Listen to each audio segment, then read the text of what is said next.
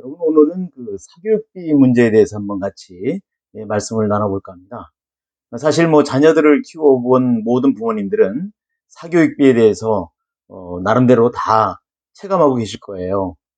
또 가정에 따라서는 가정 경제 수준에 비해서 많은 사교육비가 지출된다고 하는 것을 늘 걱정하시고 실제로 지금도 사회 문제로 대두되고 있습니다. 그럼 과연 사교육기관이 문제냐? 이런 생각도 해볼 필요가 있죠. 근데 저는 그렇게 생각지는 않습니다. 어쨌든 사교육비 문제가 나올 때마다 제가 중앙정부에서 근무할 때도 사교육과의 전쟁이다 뭐 그래가지고 당시 청와대에서부터 시작해서 장관까지 아주 무척 거기에 진력을 한 그 경험을 갖고 있습니다. 그리고 그때 담당 그 사교육 기관이랄까요? 학원을 담당하는 그런 그 과장 자리에서는 이제 비유합니다마는 어떤 특정 그 큰 입시 기관이랄까요? 사교육 기관의 그 주가 변동까지 체크하는 걸 본 적이 있습니다. 그렇게 열심히 공무원들이 주어진 그 오더에 대해서 나름대로 대책을 강구하고 분석하고 하는 걸 했습니다만 과연 사교육비가 잡혔습니까? 매년 우리가 국가 차원에서 사교육비의 증감을 발표를 할 때 보면 사교육비는 계속 늘고 있거든요. 그건 왜 그럴까요? 그것은 비단 어떤 교과학습에 대한 보습학원의 어떤 사교육비도 증가할 수 있겠지만 그보다 더 중요한 것은 결국 사교육의 영역이 굉장히 다변화되어 있다는 얘기입니다. 뭐 예능도 있고요. 그다음에 체육 분야도 있고요. 기타 여러 가지 무슨 자기 자신의 어떤 취미 활동을 하는 그런 사교육도 많이 팽창되어 있습니다. 또 그리고 그 질이 많이 향상됐기 때문에 그 질의 향상 정도에 따라서 결국 수강료도 올라가게 되어 있는 거죠. 그리고 학부모님들 입장에서는 우리 아이에게 단순한 교과 학습보다도 다양한 것을 갖춰줌으로써 그 아이가 나중에 성인이 되어서 사회생활을 할 때 멋진 생활을 할 수 있는 그런 어른으로 성장할 수 있을 것이라는 기대감을 갖고 있기 때문이죠. 근데 오늘 우리가 얘기를 나누고자 하는 것은 주로 우리 교과학습, 대학 입시에 매몰되어 있는 이 교과학습과 관련된 사교육비 문제입니다. 그래서 결론부터 말씀드리면 늘 기회 있을 때마다 말씀드리지만 우리가 이 공교육기관에서 우리 아이들의 학력을, 학업 성취도를 책임져 주면 전혀 문제가 없는 겁니다. 아주 해결 방안은 간단합니다. 그렇지만 우리가 우리 아이들을 하루 종일이 좀 말이 좀 촌스럽습니다만 하루 온종일 데리고 있는 것도 아니고요. 우리 선생님들도 근무 시간이라는 게 정해져 있고 또 정해진 시간에 수업 연구를 해서 수업을 해주는 것으로 더 이상 할 수 있는 영역이 없는 겁니다. 물론 방과후 교실도 있고요. 그 다음에 우리 학생들이 수시로 선생님들을 찾아뵙고 질문을 할 수도 있습니다. 그래서 그런 질문 교실을 운영하기도 하고 그런데 이제 우리 아이들도 수업을 많이 듣는 것이 그 아이의 학업 성취도의 어떤 향상과 직접 연결되는 것만은 아니지 않습니까? 자기 스스로 공부할 수 있는 시간을 갖고 있어야 그것이 진정한 그 아이의 성적이 되는 것이죠. 그렇지 않습니까? 그런데 이제 대부분의 부모님들은 잘못 생각하고 계시는 것이 아이들이 수업 시간을 늘리면 학업 성적도 올라간다고 생각을 하죠. 그래서 학교 수업에 지친 아이들을 또 학원에 가보내고 학원이 끝나고 나서도 부족한 과목에 대해서는 과외 선생님을 모셔서 밤늦게까지 심지어는 새벽 2시까지 시키는 걸 봤어요. 그럼 그 아이가 무쇠로 만든 그런 로봇도 아니고 말이죠. 정상적인 우리 생리현상을 갖고 있는 그 아이가 그 다음날 학교에 가서 정상적으로 생활할 수 있겠습니까? 그래서 학교는 잠자는 곳이 되는 겁니다. 얼마나 서글픈 일입니까? 선생님이 아무리 깨워줘도 이 아이는 일어날 수가 없습니다. 우리가 옛말에 능선응대라 해서 작은 거를 철저히 잘하는 사람이 큰 것도 한다고 그랬습니다. 결국은 학교에서의 기본적인 그런 수업 시간도 충실히 보내지 못하면서 과욕을 부려서 밤늦게까지 학원 가고 과외하고 했을 때 그 아이의 미래는 기대만큼 밝아지는 것이 아니라 오히려 암울한 상태로 갈 수 있다는 얘기죠. 그럼 이러한 사교육비를 우리가 꼭 굳이 투자를 해야 되느냐라는 어떤 물음에 봉착을 해요. 근데 저는 개인적으로는 필요한 부분, 필요한 만큼의 사교육은 해도 무방하다고 생각을 합니다. 물론 저 개인은 우리 아이의 특성상 사교육을 거의 시키질 않았습니다. 왜냐하면 본인이 학원 같은 데 가기를 원하지 않기 때문이죠. 그래서 이제 아이들의 특성마다 다른데요. 일반적으로 공부를 열심히 하려고 하는 아이들은 사교육이 필요할 겁니다. 그래서 적정량의 사교육은 왜 필요하냐? 제가 공부의 진실 6편인가요? 거기서도 말씀드린 바가 있습니다만, 학부모님이 아빠와 엄마가 피곤하지만 아이가 공부하는 옆에서 정성을 가지고 자상하게 직접 관찰해주고 시간을 체크해주고 이런 관심과 노력을 주는 것이 굉장히 중요하다는 얘기를 했어요. 그런데 아버지 어머니도 항상 일이 있고 바쁘잖아요. 그럼 그거를 좀 못할 때 어떠냐? 그럴 때는 그것을 대신해 줄 수 있는 뭐 친척이라든가 할아버지 할머니라든가 이웃이 있으면 된다. 그런 말씀 드린 적 기억나세요? 네. 제 유튜브를 계속 보신 분은 아마 기억나실 겁니다. 바로 그 역할이 사교육기관이다. 이렇게 보시면 될 거예요. 분명히 아버지 어머니가 아니라도 다른 어른이 관리해주고 관심을 갖고 지도해주면 분명히 효과가 있다 그랬죠. 뭐에? 학업 성적 향상에 효과가 있다는 얘기입니다. 바로 이게 사교육이 어느 정도 필요하다고 하는 어떤 명분론, 필요성을 얘기할 수 있는 팩트입니다. 이건 사실입니다. 그러니까 우리가 과학적 근거를 통해서 실험으로 밝혀진 내용이기 때문에 사교육이 무조건 필요 없다는 아닙니다. 다만 그것이 불필요하게 지나치거나 그 다음에 그 아이의 수준을 생각지 못하고 맞춤형으로 이루어지지 않았을 때는 쓸데없는 돈버림이고 결국은 가정경제도 도움이 안 되고 아이의 어떤 발달에도 도움이 되지 않는다는 거죠. 그런 면에서 사교육비를 생각해야 된다. 그런 말씀입니다. 그래서 우선 이것을 우리가 어렵게 생각한다면 조금이라도 좀 부담을 줄이고 적정의 사교육비를 유지할 수 있다면 그렇게 하려면 뭘 해야 되느냐. 우선 어릴 때 이제 학업이라고 하는 것, 교과 학습이라고 하는 것을 시작하는 단계인 초등학교 저학년 수준에서 기초학력 부진화가 없도록 해줘야 된다. 이런 생각을 합니다. 그러니까 어느 단계든 간에 그 단계에서 자기가 다른 동년배들과 함께 수업을 따라가고 그 다음에 노력해서 앞서갈 수 있는 경쟁을 할 수 있는 그러한 기본 수준을 바로 우리 공교육기관인 학교에서 제대로 갖춰주면 사교육도 그렇게 불필요하게 지나치게 이루어지진 않을 것이다 라는 얘기죠. 또 엄밀히 얘기하면 우리가 학교에 계신 선생님들이 사교육기관에 있는 선생님들보다 출발점을 본다면 어떤 면에서는 훨씬 더 나을 거리 아마 뭐 못할 일은 없습니다. 적어도 그렇게 유능한 선생님들이 학교에 있는데 못할 건 아니에요. 충분히 할 수 있다고 봅니다. 그리고 실제로 내가 같이 근무한 선생님들을 보면 엄청 유능하고 엄청 수업 능력이 뛰어난 선생님들이 많이 계세요.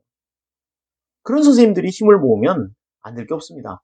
충분히 가능한 얘기죠. 그래서 교육행정당국에서도 지원을 좀 아껴야 되겠고 또 단위 학교를 관리하는 학교 관리자인 교장이나 교감 선생님들도 바로 그러한 역량을 결집할 수 있는 그런 시스템 구축이 필요하지 않을까 이런 생각을 합니다.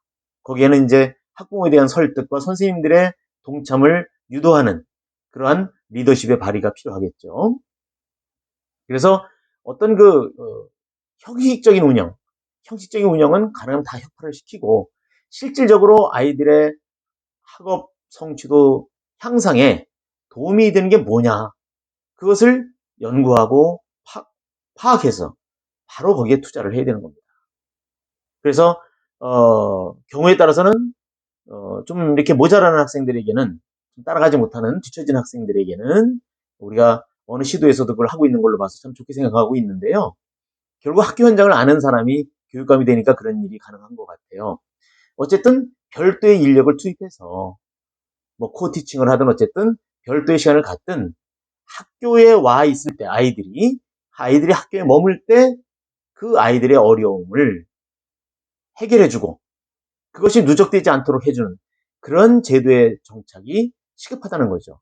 이것만 잘 되면 그리고 그것이 중학교로 가고 고등학교로 할 때도 쭉 이어져 간다면 그리고 그 아이가 학업을 게을리하지 않는다면 결코 무슨 성적이 뒤처져서 아이가 어떤 뭐 자존감이 떨어지고 이런 일은 없을 겁니다. 그리고 기초학력 부진 학생이라고 하는 그런 책임제도는 이런 정책도 사실 유명무실화 되겠죠. 아예 선천적으로 지능이 낮아서 그런 그 아이들은 이제 특수교육에서 이제 전담을 하면 되고요. 그렇지 않음에도 불구하고 일반 다른 친구들과 함께 그 학업 진도를 못 나간다든가 따라가지 못하고 그냥 허송세월을 하고 교실에 앉아있다면 그것처럼 안타까운 일이 어디 있겠습니까?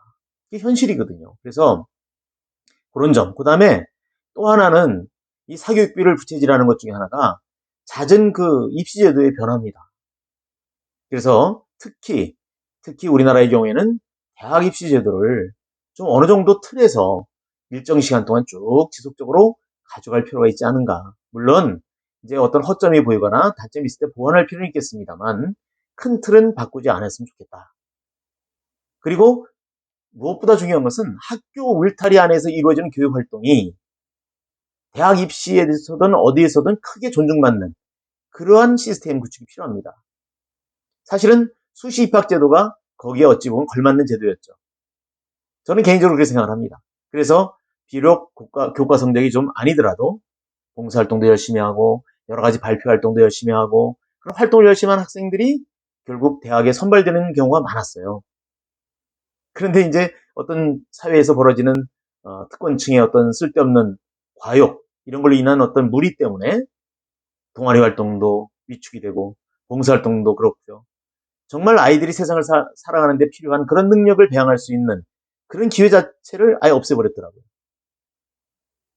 저는 그거는 사실 그들의 잘못이 아니라 교육 행정을 하는 사람들의 잘못으로 저는 생각이 됩니다. 왜냐하면 제도가 좋으면 거기서 어떤 반칙을 하는 사람을 불이익을 주면 되는 것이지 그 제도를 망가뜨려서 되겠습니까? 그 더 큰 재난이 오는 거 아니겠어요? 그런 생각이 듭니다. 그래서 학교 울타리 안에서 이루어지는 선생님과 제자들이 이루어내는 교육 활동이 존중을 받고 그것이 높게 평가되어서 상급 학교도 가고 그런 사회 시스템이 정착이 됐을 때 사교육비 문제는 큰 문제가 되지 않을 것이다. 그때 가서도 필요한 사람은 하는 거예요. 자기 능력에 맞게. 뭐 그거는 우리나라뿐만의 문제가 아니지 않습니까? 일본만 해도 사교육비는 문제가 되고 있고요. 사교육은 금지가 되고 있어요. 하지만 거기에 선생님들도 심지어는 몰래 과외를 하더라고요. 또 학원도 성업을 하고 있고요. 대신 제가 본 몇몇 학교들은 변방에 학원이 현찮은 곳에서는 밤에 진정한 방과 학교가 운영되고 있습니다. 그래서 밤 10시까지 아이들의 선택을 받은 선생님들은 수업을 해주고 있어요. 물론 무료는 아닙니다. 그리고 거기에는 그 지역에 있는 그 학교 학생이 아닌 아이들, 재수생까지도 심지어는 와서 수강을 할 수 있는 그런 방과 학교가 운영이 되고 있더라고요. 우리도 그런 게 좀 필요하죠. 또 이제 이런 게 가능할 수 있는 게 제가 중앙정부에 있을 때 건의를 해서 그때 논술 쓰기라는 게 이제 대두가 되니까 논술 학원이 그냥 막 엄청 늘어난 거예요. 그러니까 뭐 했던 사람들이 할 게 없으면 논술 학원을 한다 이런 얘기가 나올 지경이 된 적이 한 번 있습니다. 그래서 주로 비판적인 이런 칼럼이나 글을 많이 쓰는 분들이 이제 기자분들이잖아요. 그래서 그때 아이디어를 낸 게 언론사와 협업을 해서 처음에 출발할 때는 언론사도 인력 투입을 해보면 좀 돈이 드는데 그걸 무료로 하겠습니까? 그래서 어느 정도 지원을 하고 희망 언론사를 받아서 그걸 한번 해봤습니다. 근데 정말 성의 있게 해준 몇몇 언론사는요. 그게 오랫동안 지속이 됐고요.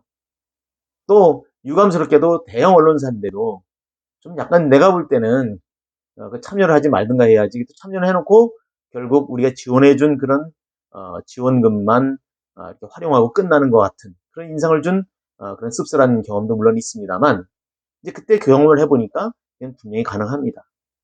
그리고 요즘도 이제 뭐 여러 가지 그 고교학점제와 관련해서 얘기가 나오고 있습니다만 지금 사교육비와는 좀 건너가고 있습니다만 결국 교직의 개방성과 다양성이라는 얘기는 제가 초임 교사 시절에 벌써 이미 우리 교육개발원에서 그게 논문으로 발표된 적이 있는 걸로 알고 있어요. 제가 어떤 그 문헌에서 봤거든요. 그러니까 이제 그야말로 아이들의 선택의 폭은 넓어지고 그 소수의 아이들을 가르칠 수 있는 선생님들의 능력이 안 되거나 자원이 없을 때는 한시적으로라도 결국 교직을 개방할 수밖에 없는 겁니다. 그러지 않고는 그 아이들을 지도해 줄 수 있는 방법이 없잖아요. 네. 그래서 이것도 학원에 맡길 게 아니죠. 또 한동안 우리가 그 컴퓨터 관련해서 코딩 교육을 해야 되겠다고 이제 이전 정부에서 막 얘기를 했었어요. 근데 그 인력도 없는데 말이죠. 그러려면 뭘 했어야 되느냐? 밖에 있는 그런 전문 인력들을 바로 그렇게 가르칠 수 있는 그런 쪽으로 유도하고 충분한 대우를 해줄 수 있는 그런 시스템부터 구축을 했어야 돼요. 근데 그걸 안 해놓고 하니까 어떻게 됐어요? 전부 다 너나 없이 또 코딩 교육 안 하면 큰일 나는 줄 알고 엄마들이 불안하니까 아이들을 막 컴퓨터 학원 또는 코딩 교육하는 쪽으로 몰아붙였습니다. 요즘에 와서는 이제 코딩 얘기도 좀 들어가고요. AI 활용입니다. AI가 아주 화두죠. 미래 학교 얘기하면 AI는 반드시 나오고요. 또 실제로 우리 실생활에서도 인공지능이 안 쓰이는 곳이 없지 않습니까? 이렇게 급변하고 있고요. 근데 이것이 우리 공교육기관에서 제대로 감당을 못할 때는 별도의 어떤 그런 기구를 또 만들든가 이럴 필요가 있죠. 또 사교육비도 줄일 수 있는 방법이 있습니다. 내가 알던 지인이 요즘 이제 다른 일을 하는 것 같은데 오래전에 굉장히 참 의미 있는 일 하는 걸 보고 내가 감동을 했어요. 뭐냐면 어떤 교회의 그 수련관이 있잖아요. 그게 이제 주말 아니면 비어 있다고 그래요. 그래서 그 목사님과 협의를 해서 그 수련관을 평일에 빌려주는 거예요. 무상으로. 그리고 거기에 주변에 있는 여러 유명한 학원 강사님들을 모셔서 아이들에게 희망자를 받아서 영어, 수학, 과학 가르쳐 주는 겁니다. 그럼 학원비는 얼마냐? 실제 학원비의 40%입니다. 학원에서 난리가 났죠. 막 망하게 됐다, 막 난립니다. 근데 이게 왜 가능하냐면요. 결국 그 학원비의 상당 부분이 건물 임대료입니다. 그걸 아셔야 돼요. 그래서 과거에 학원 단속 업무를 하다 들어보면, 보고를 받아보면, 좀 약간 씁쓸한 게 뭐냐면, 각자 건물을 갖고 있는 학원업자들이 서로 건물을 바꿔서 하는 걸로 하고, 결국 거기서, 그 폭리를 취하는 그런 사례도 있었습니다. 물론 또 차량 운영이라든가 여러 가지 뭐 있죠. 그런 얘기를 오늘 하고자 하는 게 아니고요. 어쨌든 사교육비를 절약할 수 있는 방법은 그런 게 있습니다. 그래서 또 저기 군포시인가요? 그분이 지금도 시장인지 모르는데 거기에 그 아마 큰 건물을 하나 세운 게 있었는데 그 활용 방안을 놓고 뭐 갑론을박을 할 때 이 친구가 가서 단판을 줘가지고 이 지역의 학생들에게 싸게 최고의 강사진으로 인해서 영어 교육을 시켜주겠다. 그래서 당시에 특목고 학원이 유행할 때 유명한 이름 있는 학원의 강사님들을 섭외해서 그분들에게는 그 학원에서 받는 만큼 줄 수가 있어요. 왜?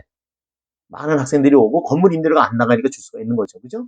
그리고 학생들은 시중 학원의 40% 가지고 자기 주변에 있는 학원에서 공부를 할 수 있게 된 거죠. 그러니까 학원 아닌 학원을 운영한 겁니다.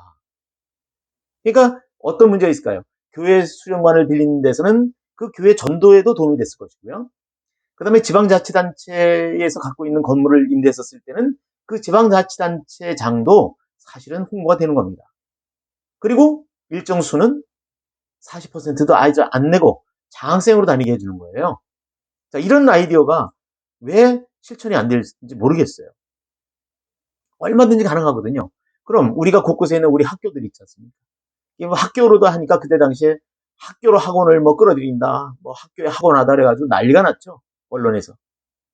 근데 우리는 명분을 따지지 말고 제발 교육은 좀 솔직해졌으면 좋겠습니다. 저의 바람입니다. 물론 그 가운데 문제가 생기면 그 문제점은 해결해야 되겠죠.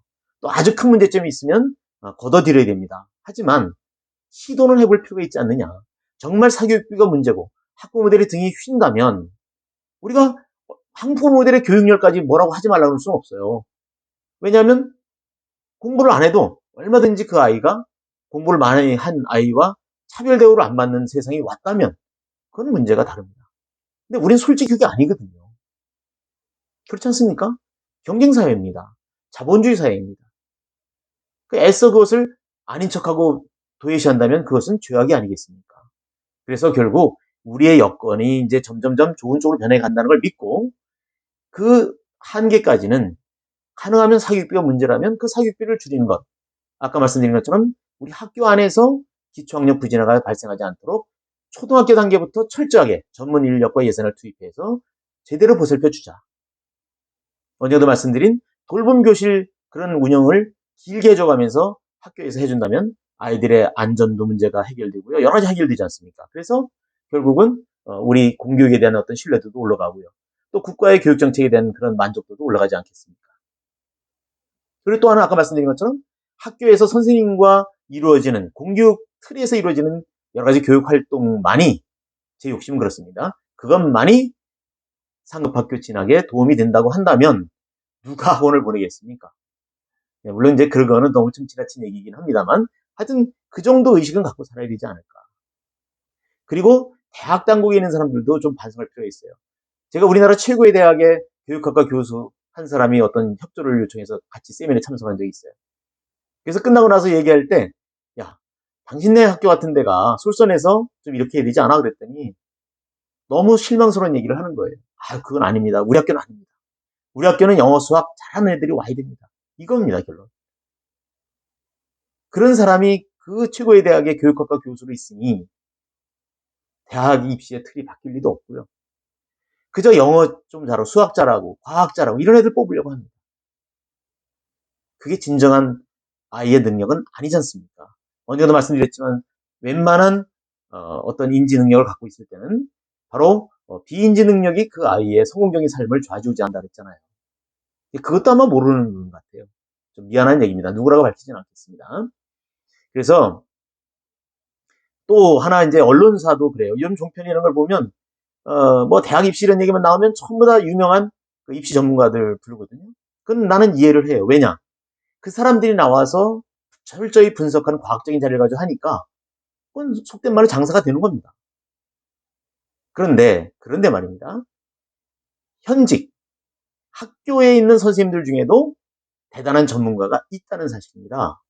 그러면 그런 사람과 균형 맞추게 출연을 시켜주든가 정말 사교육이 걱정된다면 제도적으로 현장 선생님들을 우선해서 출연시킨다든가 이런 게 있어야 되지 않겠어요?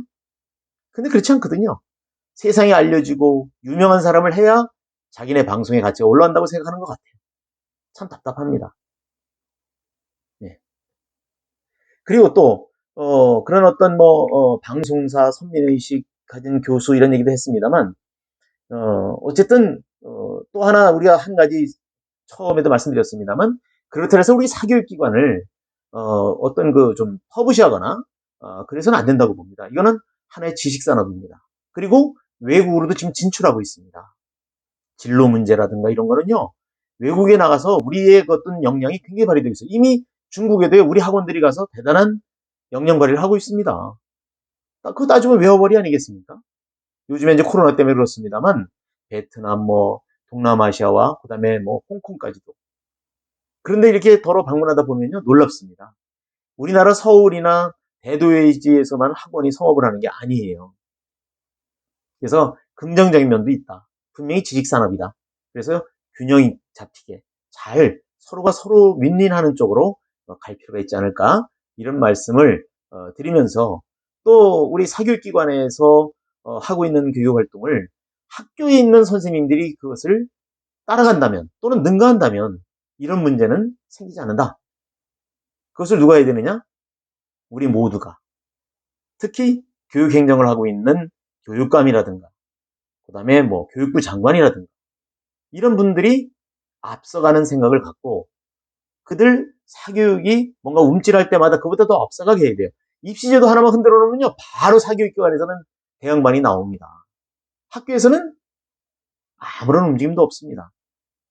이걸 여러분들은 어떻게 생각하십니까? 저도 현장에 있으면서 많이 마음 아팠던 게 그거고요. 우리는 사교육기관보다 훨씬 더 능력 있고 우수한 그리고 열정이 넘치는 그런 조직인데도 왜 이게 안 될까? 그것은 바로 어찌 보면 투자와 리더십이 아닌가 이런 생각도 많이 해본 적이 있습니다. 여러분들도 이 부분에 대해서 같이 한번 공감해 주시고요. 필요한 것 따라 우리는 가는 겁니다. 어느 것은 되고 어느 건 안 되고 이런 얘기를 하려고 하는 건 아닙니다. 그렇지만 우리가 요즘 사교육비 문제는 제가 중앙정부에 몸담고 있었던 그 MB 정권 때부터 크게 대두가 되어 왔고요. 현재도 진행형입니다. 그래서 이건 우리가 서로가 합의된 사회적으로도 국가적으로도 어떤 합의된 어떤 대책이 나올 필요가 있지 않을까 이런 생각을 합니다. 거기서 가장 배격해야 될 게 뭐다? 형식적인 건 하지 마라. 속된 말로 껍데기는 가라. 이런 말씀을 드리고 싶습니다.